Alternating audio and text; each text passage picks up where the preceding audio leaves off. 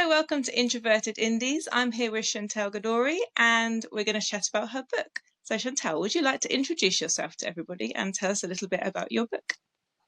Sure. So, like you mentioned, my name is Chantal Gadoury, and I am the author of this wonderful book called Until the Last Page. It was recently published in October of 2024, and I'm so excited to be here today to talk about it. A little bit about me. I love BTS. I love Korean dramas and K-pop. I am also a big lover of Disney and fairy tales, and I love spending quality time with my family as a little side hobby. I've also started to learn how to crochet lately, so that's kind of been taking up more time than I should ever admit to taking up. So that's a little bit of like some fun things about me. Excellent. Oh, I love to crochet and Do you? I get what you mean. Like, you're like, I'll just do a bit more, and then you've been sat there for 2 hours. Yeah, or I'm like watching all these new videos, like, wait, I need to, how did, yeah, and I take it all apart and try it again, and then it's been a whole weekend of just crocheting when I should have been doing other things. Yeah, I know. I find that when I'm crocheting, though, I find my mind is kind of free to sort of think about other things, Mm. though, and sometimes to sort of work out the plot holes and things like that. So actually, it's kind of freeing in that sense. I need to get good enough to not have to like count and really pay attention to what I'm doing so that I can use it for something like that, Yeah. because that would be amazing. It'll come, it'll come, I promise. So, your book, Until the Last Page, tell us a little bit about it, sort of what inspired it. I saw it was like a fairy tale retelling with not quite such a happy fairy tale ending. Well, like I mentioned, I really love Disney movies. I've loved fairy tales. My mom um, told me fairy tales as I was growing up as a child. Fun fact, I was actually born in Wiesbaden, Germany. My dad had been stationed over there in the late 80s. So I lived there till I was about 3 and was very fascinated with castles and, just that little girl mentality of, I'm going to be a princess too. And that really just took me into my love of fairy tales and trying to get my hands on every type of version and wanting to know all the different retellings of like Cinderella and Hansel and Gretel and even the not so popular ones like Toads and Diamonds and Alalera. Like I just loved discovering fairy tales.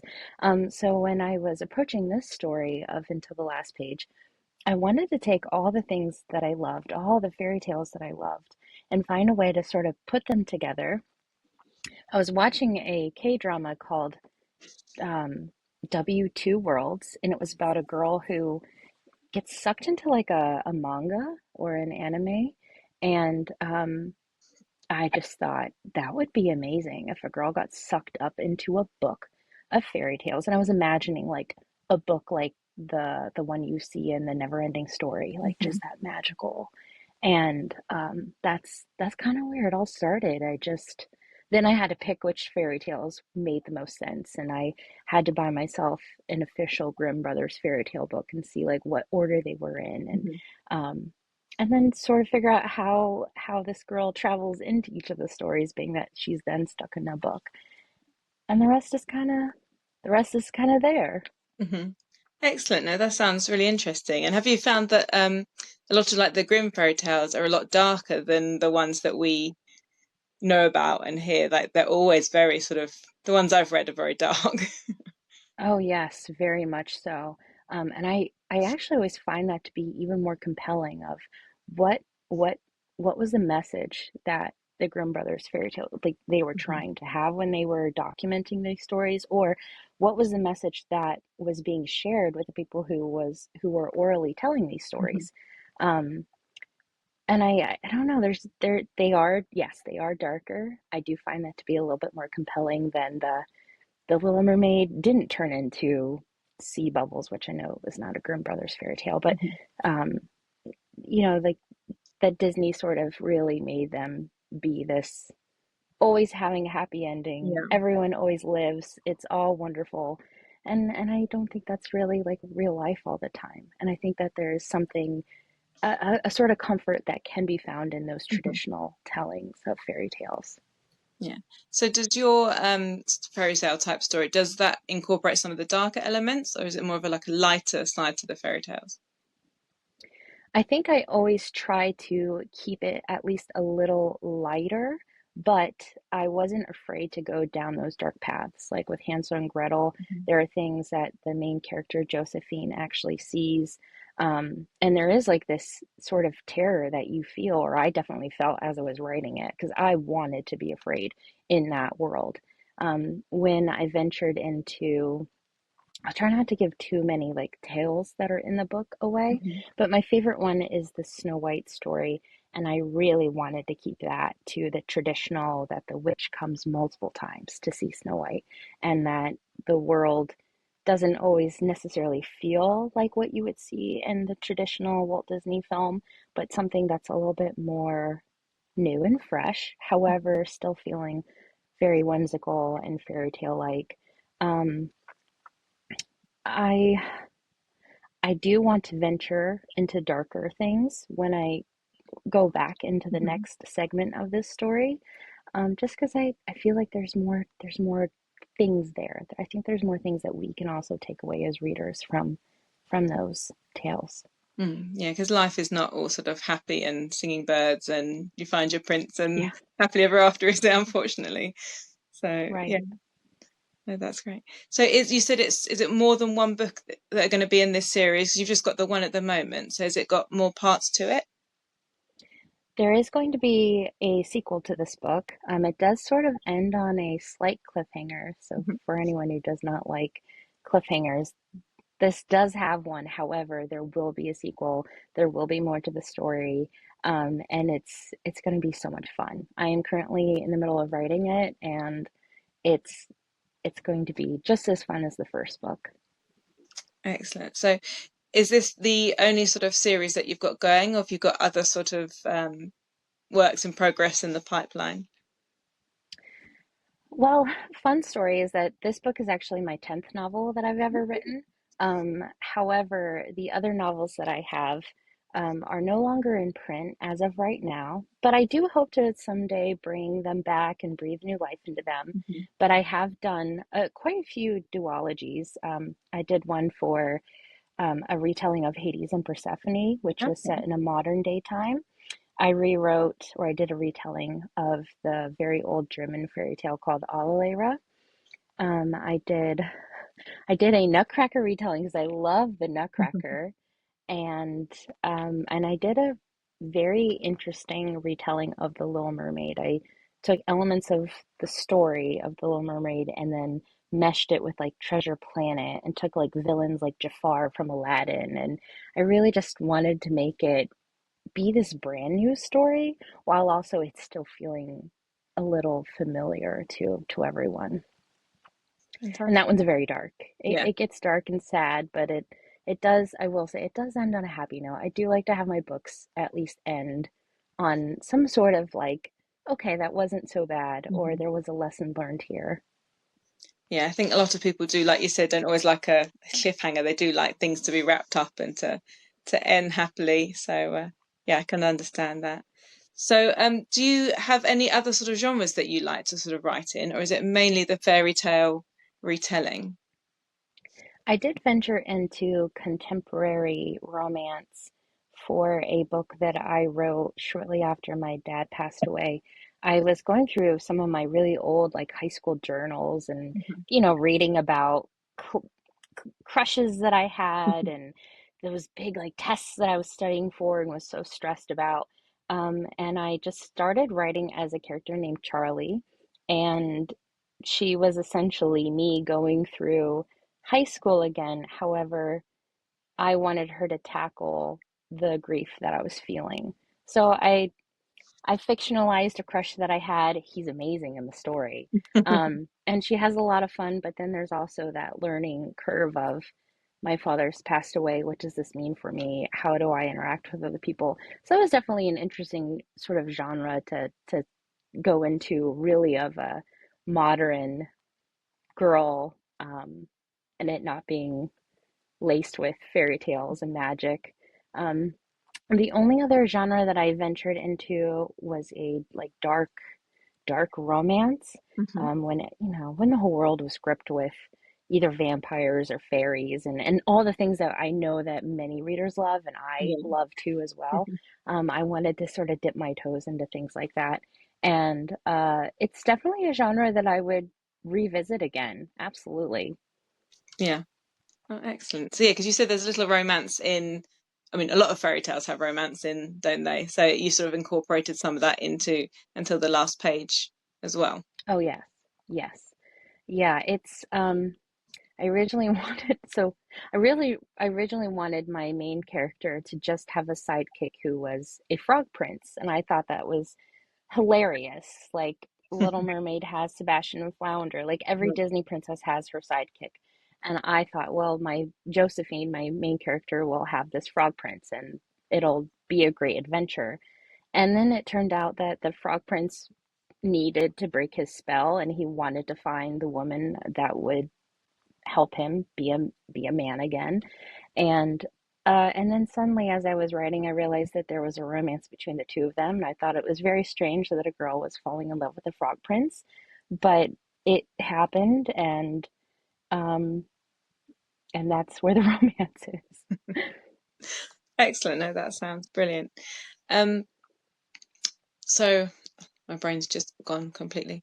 So your writing process, are you kind of like I know you said you have like old notebooks. Are you kind of a person that likes to write notes in notebooks, or are you kind of a straight to computer, or do you like to plan? I know personally with my first few books, I kind of wrote a very, very like loose few sort of ideas. But then the more I've written, the more I like to not have like a tight plan, but I like to kind of do an outline before I start. And then if I get stuck, I can kind of go back. Are you kind of that sort of person, or just to like write, see where the characters take you? What's your sort of way? I I used to do that where I would just kind of like let it just whatever happened happened. Mhm. And I find that I get myself in trouble a lot when I do that. I get lost and then I'm trying to figure out how I got from point A to like point G. How do I get back to B again? With the sequel of this book, I definitely have an outline, but I'm trying to allow myself to not feel constrained to it. When I was planning out into the last page, I definitely had it like completely mapped out. I did not let myself drift away. However, Josephine and the Frog Prince uh, had their opinions and they definitely made them known and they made it very difficult to stick to the plan. Um, but previously, when I first started writing, I had a lot of composition notebooks filled with like Pinterest pictures. I would print them out and I would write all over it and, label them like this is the character and this is what they look like and this is their eye color. And I still have to write down eye color. I get eye color screwed up all the time. Um, one second someone has brown eyes and the next they're blue. And with the Little Mermaid story, I kept messing up the mermaid tail colors. I wanted everyone to have different shades of blue and green, and oh, it just became a big mess towards the end when I realized that some people suddenly had like yellow tails, and I was like, where did that come from? Um, but to answer your question, I guess it's been this very fluid process from the beginning where it began with notebooks. Now I have outlines, but I really try to allow myself the freedom to change things because if I don't, then I get very bored and then I get very frustrated with myself that I'm not sticking to this plan. And do you do like all your own editing? Because I know you said about the eye colors and the changing things. Do you do all your own editing, or do you have people who read for you, things like that? I always try to go through my books first by myself just to make sure that if there's anything that I wouldn't want an editor to read, like, I don't Hmm. know, double sentences or really bad misspelling of words. But traditionally, in the past with my other books, I always had a team of people who would help me because they were independently published through an indie company. So they did have an editing process. With Until the Last Page, my publisher and I worked very closely together with the editing. So I provided my manuscript with her, and then she went through it, and then I went through it again. So it was a really great collaborative experience of ensuring that it was being edited and that the readers would have the best version between the two of us. Excellent. So, how have you found working, sort of publishing independently and then working with a publishing house? How have you found the two different journeys? I have found them to be very different, but also extremely um, educational. When I first started, I self-published my very first book ever, and I think that it's amazing when people can do that and that they can be successful. At the time, I did not have the skills Hmm. to even be successful with self-publishing. When I ventured into more of the indie publishing, um, I definitely learned how to have different conversations and how to navigate publishing and how to navigate how to be more involved in your book and having more of a say in that. Hmm. With Until the Last Page, my publisher was very, very transparent about, I want you to be involved with the book cover. I want you to be involved in the editing. Your voice is very important to me in the company, and I loved that. So, if anything, I feel like each experience, each book that I have, I walk away feeling a little bit more knowledgeable of the things that I can ask and the things that just are. Um, but it never hurts to just say like, "Hey, I actually have an opinion. Can I Hmm. share it with you?" And then see where it takes you. So, how long have you been with your publisher? Um, just about a year until the last page was picked up just in August of 2022, I guess. It doesn't really feel that long, but and I guess it really hasn't been, but very recently. Yeah, there's a lot of, I know in the when you're with a publisher, there's a lot of waiting, isn't there? It's a lot of you think, oh yeah, you publish it, and then that's it. Your book's going to suddenly be on a bookshelf. But yeah, there's a lot of toing and froing and decisions, and it's not a quick process, I found. No, not at all. Yeah, it's starting in when it was signed on in August, I don't think we really finalized a cover until like that December. And then we didn't have a release of the cover till February, and then the book wasn't released until October. So it did take some time, but I really appreciated having that time to be able to make sure that it was the best that it could be and that the cover was both agreeable to me and the publishing company, which I love my cover. It's just beautiful. Really Like I troubling, love all the different icons.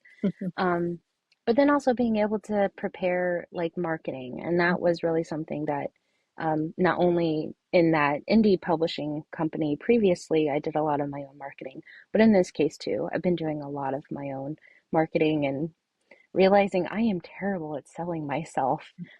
But I'm trying to do better in at least talking about my book and really trying to share it with other people, which yeah. is why I'm here today. Thank you so much for this opportunity. It's great. It's great to have you.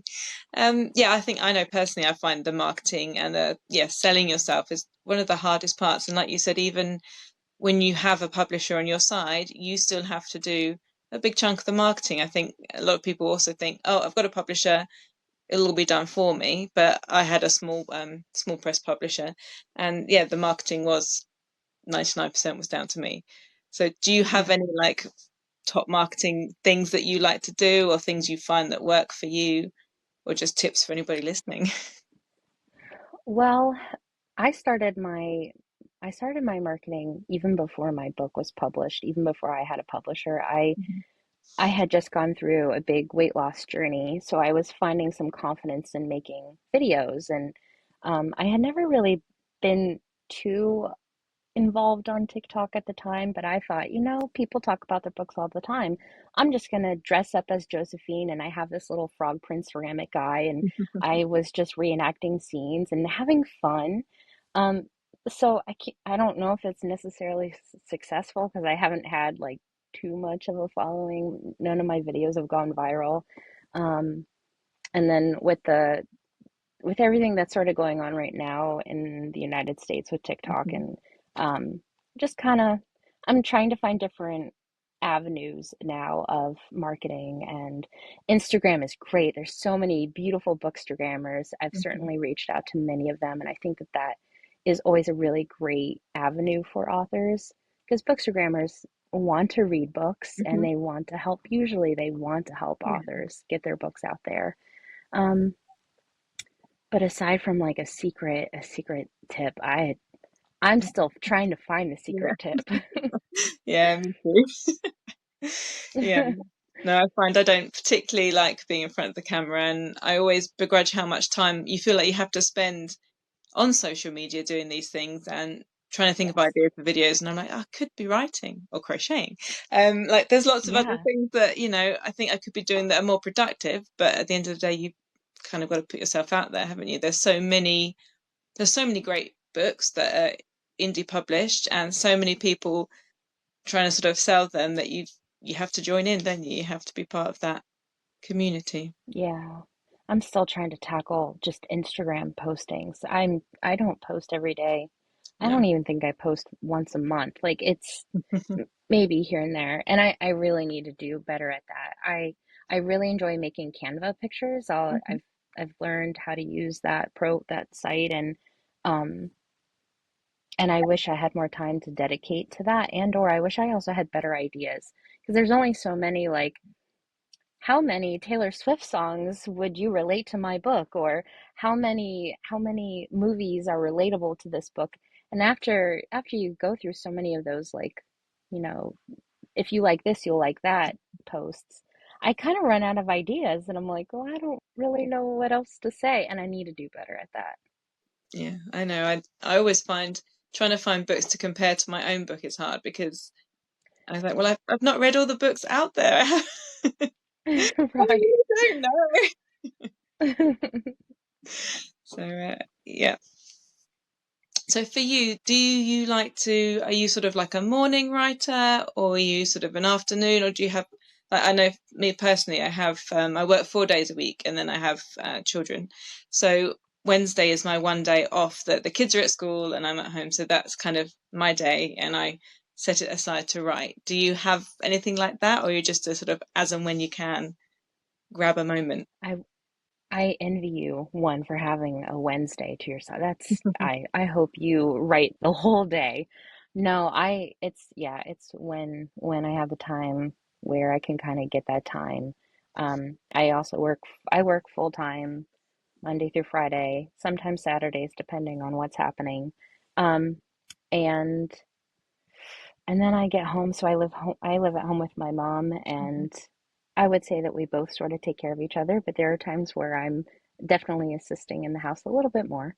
And it's wonderful because I love spending time with my mom, but then I also realize that it's suddenly 10 o'clock and Mhm. I did not write a single word. But I do really enjoy writing at night. I feel like once everyone is in bed and the house is quiet and I can just turn on some music and just kind of disappear into a different world. Mhm. That's really when I like to write. Yeah, it's a form of escapism almost, isn't it? Writing, as much as Yeah. reading is, like, and also because it's your own world and your own story. I love the way that I've written a crime novel at the moment that's with beta readers and things, but the characters in that are so unlike me. They do things that I would and say things I would never say, and that's quite like releasing sometimes to write these characters that are just like the opposite of you. Yes. Yes. My frog prince in my story is definitely not like me at all. He has all these like sassy remarks to Josephine. Sometimes he's just plain mean. And I mean, there was a period of time where I wasn't even sure how I was going to get them to fall in love. I just knew that they were going to. And I have no idea like where that came from. Maybe I did watch a little too many like Princess Bride and, Enchanted movies. But yes, they are. I think that's one of the amazing things about being an author is that you can create people who are nothing like you, but they are you in a way too. Yeah, do you find that sometimes you write some yourself into, I know you said like with your father passing away and that was an outlet for you. Do you find you write yourself into every character or is it sort of more some than others? I think it's a little bit more some than others. With Until the Last Page, definitely. I was exploring a past previous relationship at the beginning of this novel for Josephine, and I just found that I was writing almost as myself, and it was a little like maybe we shouldn't do that. Let's fictionalize this a little bit more. Maybe let's take a little less out of this so it's not so personal. Um, but I do put little eggs, little nuggets in all of my books that either reference me personally or something that I've experienced, or even sometimes my friends. I'll just either throw in a name Hmm. or I'll throw in a personality trait that I either really love or I think that this character should just have this because they remind me so much of Joe, David, Hmm. whoever. Um, but yes, I do love to throw little bits and pieces of myself into everything if I can. Yeah, yeah. No, I'm the same. I often usually have one of my children's names in the book somewhere as like a minor something, not never a main. Or we have a Land Rover, so often one of the characters, that's the car they'll drive, and it's just a little bit of you, isn't it, in there. And you think people who don't know you would never realize or notice, but the people that do know you might pick up on it and be like, oh yeah, no, I can see where that's coming from. I did have one of my friends read one of my previous books from a while back, and they had said to me, "Oh, I knew this was about your dad." I had written in like a scene between a daughter and a father, and I really just was sort of giving myself a scene that I knew I was never going to have again. Mhm. And when they said like, "Oh, I know this was about your dad. I know this was about you and your dad." And I was like, did you like, is it just because you know me and you know me so well and you've heard me talk about my dad so much? And that was really because anyone else would not have picked up on that at all. They would have just thought it was a normal father-daughter interaction and wouldn't have gone any further with it. Yeah, I think writing can be a good way of exploring your feelings. And like, I know when I wrote a novel that I still haven't found a home for, but I wrote at the time that my mum had cancer, and I was Mm, really angry at God and the world and everything for that. And that was a really good way to sort of, my character in that book is really angry, and there was a good way to kind of let it out through them. So I can yeah, understand that using the writing as a way of processing, which I think is good. And like yeah, books are a way for people to process often, aren't they? Like just reading books, it's a way to process feelings when you yeah. can't necessarily. I think that as authors, if anything, we are also giving outlets to people. Hmm. They might not know how to express their feelings. They might not enjoy writing. They might not have that like ability to communicate how they're feeling. So when they can find a book that either they can relate to or sort of gives voice to a little bit of how they're feeling, I think that can be very therapeutic. And I know that especially when I was going through that whole portion of my life, reading a book definitely was not on my agenda, but at least Hmm. writing something, writing it down and getting it out was very, very comforting. And I kept thinking, if I can help someone else now who might be going through this situation, then that's great because I know how lonely and how isolating grief can make you Hmm. feel. And especially just like huge life things like that. I think the whole thing can just make you feel like you're alone. So books are great. They make you feel a little less alone. Yeah. And I know sometimes writing can be quite lonely. Do you have like a group of people that like, author peers or beta readers, people that you can bounce ideas off?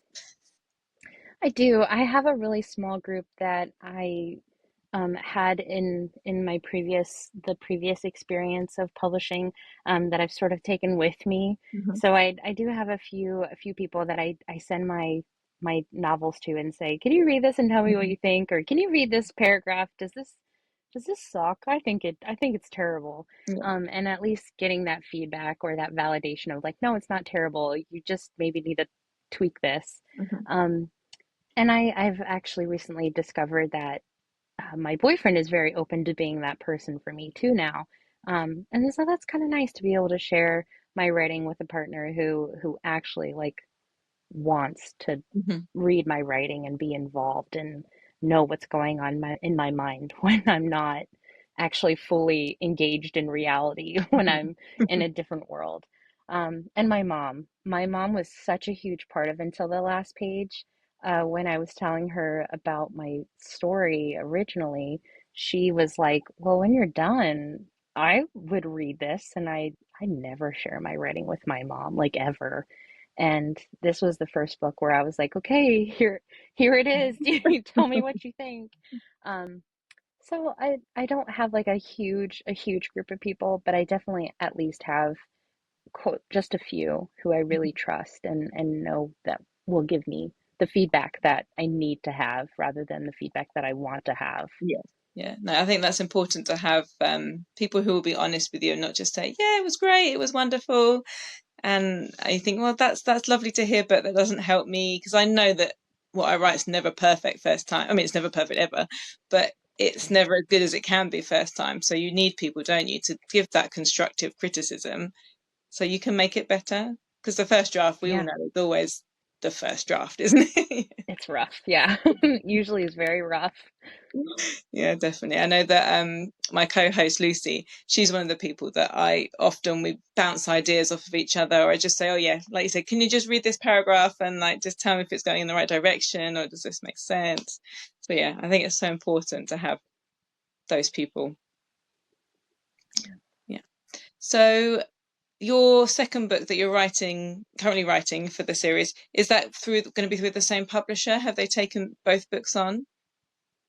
I would say not officially, but Mhm. yes, it's the intention that it will be with them and we'll go through the process together. I'm really looking forward to working with them again and um, just just looking forward to the process. It's been such a positive experience, and I know that that isn't always a guarantee for authors, Mhm. and I think it's great when it does happen.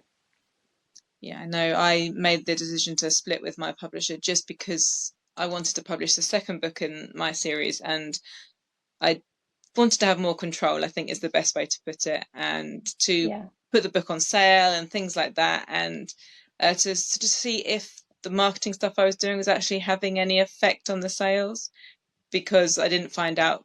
It was like maybe once a quarter or something like that, once every 4 months or 3 months, yeah, and you'd think, right, I've done all this marketing, and then it'd be like, you've sold two. And I was like, right, so now I need to change my tack. Like, that's obviously not working. So, yeah, I did decide to split from them, which is always hard because you have a relationship with these people, don't you? And, yeah, but yeah, so when yeah. you did all your querying and stuff, how was all that? Did you sort of have your query letter? What sort of worked for you? Oh gosh, that was not easy. I actually almost gave up on querying until the last page. I really felt like I was really out of the loop. I really felt like didn't know what I was doing. I had taken at least like 2 or 3 years of a break from the publishing world and writing when I left the other publisher. It was just difference of seeing things. And I wanted to kind of just get my feet back on the ground and start fresh. So with querying, um, yeah, I remember writing a couple query letters. I joined like Query Tracker Hmm. and was looking at all these different agents because originally I wanted to go and try to find an agent. And I think that's perhaps a few authors' dreams of finding an agent who will get you this big deal and you'll just be a big deal. But I don't as my writing professors in college told me, that is just such a rarity, and the more realistic approach is to be a little bit more realistic with your writing and finding what really works for you. So I was open to indie publishing and I was really open to agents and I queried the heck out of the book. I did all sorts of Twitter pitch wars, pitch Yeah. things. And that's actually how I found Inimitable Books, who is my publisher now. They had liked one of my pitched things, and I was like, okay, like I've had a couple of these. I had like maybe five publisher agent things that had said yes to me through Twitter, and then it just kind of went nowhere. But with them, they then requested a full, and it was really exciting. It took a while. It definitely took a couple Hmm. of months, excuse me, to get a response. Even after that, but they were kind of like my last. They were like my last one that I had really been open to trying. I had been doing it for about a year and just kept getting denial after denial. And after a while of getting an inbox of no's, you Hmm. start to kind of lose faith in your book. Um, but they were the one yes, and I was like, let's do it. I am so ready to do this. I'm excited to share my book. And if this is the avenue that I can share until the last page, I'm going to take it. Of course, it has to make sense. I don't want to just like paint this like image of like, oh, I took the yes and that was it. You do have to do your research into the Yeah. company. Absolutely. Like any tip of to an author, definitely research your Yeah. company. Search them for the bewares. I know that some companies have those bewares on them, and you should Mhm. absolutely listen to those bewares. Um, you could even ask other authors who are assigned to the company. I certainly did that. I reached out to a couple of the authors to Mhm. see how they felt, if they were happy, how they were doing with their books, and what the marketing plan was like. I wanted to know everything before I went in completely and signed, a Yeah. contract with them. Yeah, no, that's wise to do because unfortunately there's a lot of vanity publishers and scammers out there, unfortunately, that take advantage of people wanting to achieve their dreams and then take a lot of money from them. So, yeah, that's Yeah. definitely a good tip to research. And yeah, like you said, to reach out to other signed authors. I think people possibly don't even think about that, is to contact the people already on the book, so to speak. Yeah, so Right. Yeah. If anything, they're going to be the best insight into the company of just their own experience. yeah, definitely. So do you have like a favorite other than fairy tales? Do you have like a favorite book that you like to read, favorite genre that you enjoy? I feel like I have such a cliche answer to this, but I really do love Sarah J. Maas's A Court of Thorns and Roses. It has such a special place in my heart. I think I found this book in like 2015, 2014 when I think like the second book had just come out. Mhm. Um, and I hadn't been writing at that point yet at all, and I knew I had always wanted to write a book. I went to school for creative writing, Mhm. and when I was reading her work, I just kept feeling like, okay, I could do this. Like I could write a book, maybe not as good as this, definitely not as good as it, but maybe compelling characters, a nice driving plot. And it's something it's like a comfort read. So when I really am feeling discouraged or I'm really feeling uninspired, I'll go and grab that. I do really enjoy Erin Craig's novels. They're all like fairy tale retellings, but she's more of like the horror fairy tale retellings.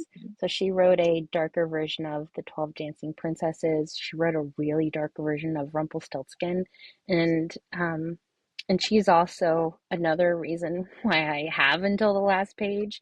So I find her books to be amazing, and I love rereading them. So do you read any of the, I know that another big thing at the moment is the retelling of like the Greek myths and things like that. Is that something you also enjoy reading, or is it more the sort of traditional fairy tale style? I haven't read any retellings of Greek mythology, which Mhm. is probably very surprising, being that I wrote a Greek mythology retelling. But I haven't found every time I pick up one, I'm like, I don't know if I want to read this. I don't, I'll come back to this. I'll add this to my like TBR list for later. Yeah. But I haven't. More recently, I've been really just reading contemporary romances. I started to find that the market has been picking up a lot of like Korean contemporary. Um, I know that's probably not the proper verbiage of what you would classify them as, but just books that are really more favorable to Korean culture. And Mhm. I love the Korean culture. So finding these like, rom-coms that are in book format rather than watching them on the television, I find that to be so interesting. And I love learning little new tidbits of the language. And I was really trying to learn Korean. It's a very challenging Yeah, I bet. language to pick up. Yeah. But that's kind of where I'm at right now, personally. And do you have like a favorite movie, or do TV show, something like that? I love Outlander. That is one of Hmm. my favorite TV shows. Um, Favorite movie. I'm a big a historical film. I love watching things about like British history, the Tudors, War of the Roses. I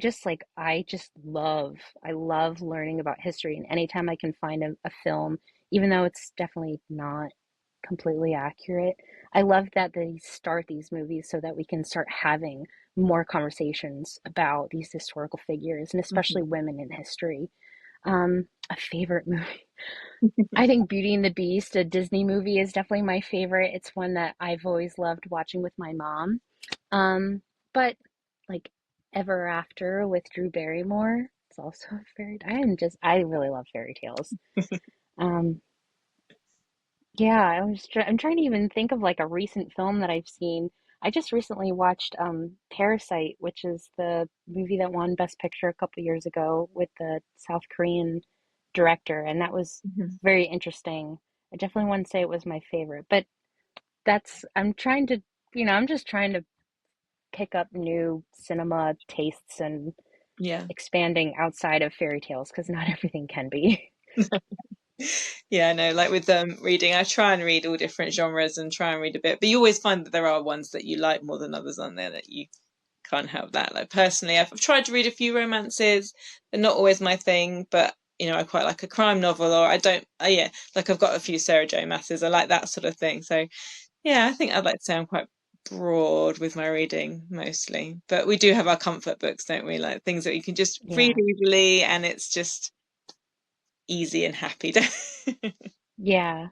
I was thinking more of like for TV. I do definitely watch a lot of like documentaries. I love watching true crime, which I think is Yeah.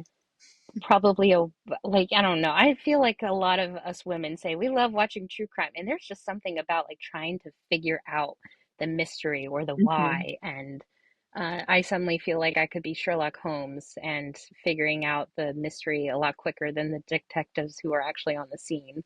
Um, but I definitely enjoy watching those. Anytime Netflix is like, there's a new true crime doc, I'm like, all right, I'm here for it. Let's see Yeah. what's gonna happen this time.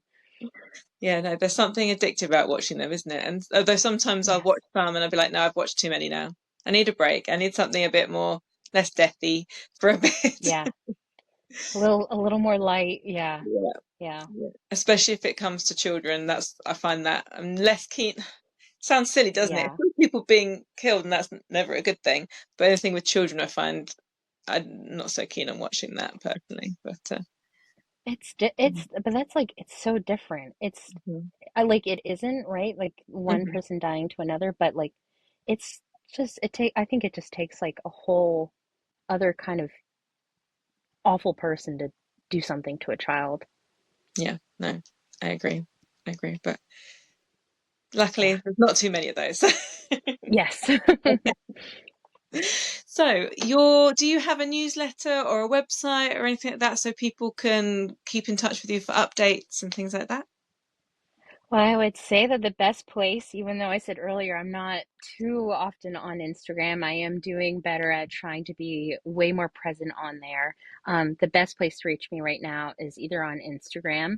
Uh, I would advertise TikTok. I just don't know the future of it, and Hmm. I don't know if I will even be remaining there, just given lots of different things happening here. I did recently download Blue Sky. I'm no longer on Twitter. My Twitter got hacked a couple of months ago, and I was never able to get it back. So you won't find me there, but I am on Blue Sky. I'm on Instagram. I'm on TikTok for now. Um, and but those are like the main places. I don't have a newsletter yet. I'm not the best of authors, but that will come. It takes a lot of, I know that I have a newsletter and I do this, and actually it takes up quite a lot of time. And you think, oh, Yeah. it's like, you think, I'll sit down and I'll write the newsletter, or I'll sit down and I'll make the social media stuff, or edit the video, and it's like, oh, that's 2 hours gone. It takes up time. Like, and I can understand not wanting to add another thing into your already busy schedule. Yeah. So, where can we get your books? So you can actually find my books on Amazon, Barnes and Noble. Actually, anywhere a book could be purchased is where you Mhm. could absolutely find it. I would also even encourage anyone to go to Imitable Books website. They actually have a whole page where you can find my book and all the links of where you can actually find the book. You can also purchase a signed copy through my publisher. So if you are a person who enjoys having signed copies, it's official. It's not like a printed signature. You'll get an actual signature on your book. Um, but that's where I always direct everyone. Go to the publisher and you can choose where you like to, personally purchase your book. Some people love Amazon, some people love Barnes and Noble, some people like iBooks. So just on depending your own preference, you will absolutely find it. Excellent. So is there anything else you'd like to add before we finish about Until the Last Page, or anything else you'd like to tell our listeners? Well, I thought it would be kind of fun, really quick, to show Mhm. you the really cool things inside this book. Yeah. So, if anyone is like a lover of hardcovers, because that's how you'll get this book, is it's a hardcover. There are some really fun little tidbits in here. So, there is a map. So, if you love Mm. maps in your book, there is one. There's a beautiful hidden picture underneath the cover that my friend Finn Honeycutt drew for me personally for this book. So I have a lot of like wonderful things that are linked to my friends. They also made the map inside. And it's just a beautiful book. So I just thought that I would share Oh, those two little fun tips about the hardcover. okay. Um, but thank you so much for allowing me to be here today with you and to talk about Until the Last Page. And I look forward to a future opportunity when my sequel comes out. Excellent. No, that will be great. It's been really lovely talking to you, Chantal. And thank you so much for joining us. And yeah, hopefully we'll chat again when the next book comes. Yes, thank you so much. All right. Take care. Yep, bye. Okay. So